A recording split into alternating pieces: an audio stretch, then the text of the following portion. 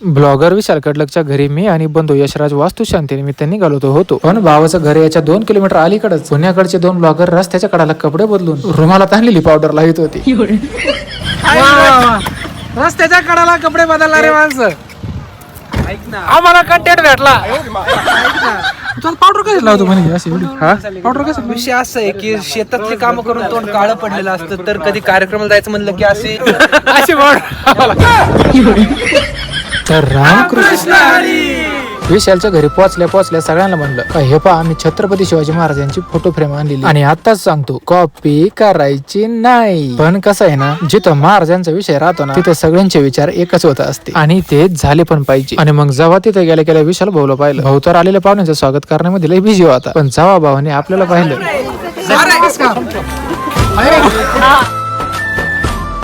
आणि विशालच्या घराबद्दल आवडलेली आणखी एक महत्वाची गोष्ट अशी का यांनी घराला नाव दिलं स्वप्न सरू, कारण हे सरू नाव असलेल्या याच्या आजीचं स्वप्न होतं. रामकृष्ण हरी. रामकृष्ण हरी. आणि खरं सांगू का, आम्हाला भूक इतकी लागेल होती ना का विशालला म्हणलं का या बाबू, महाराष्ट्र वाट बघत असलेलं घर नंतर दाखव, पण आधी तो महाराष्ट्राला दाखवलेले गुलाबजामू खाऊन ती कशी लागत. आणि ज्यांनी गुलाबजामुनचं जेवण ठेवलं होतं त्यालाच ते खायला भेटत नव्हते. गुलाबजाम जाऊ राहिली.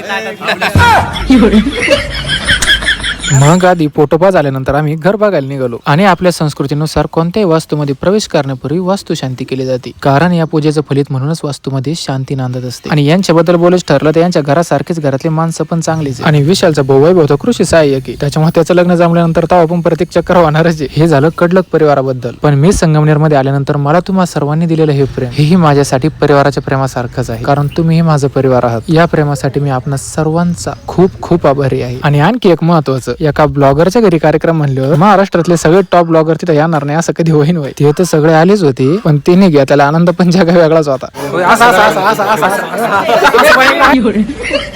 आणि हा सगळा आपण पुढच्या ब्लॉग मध्ये बघणार आहे. तोपर्यंत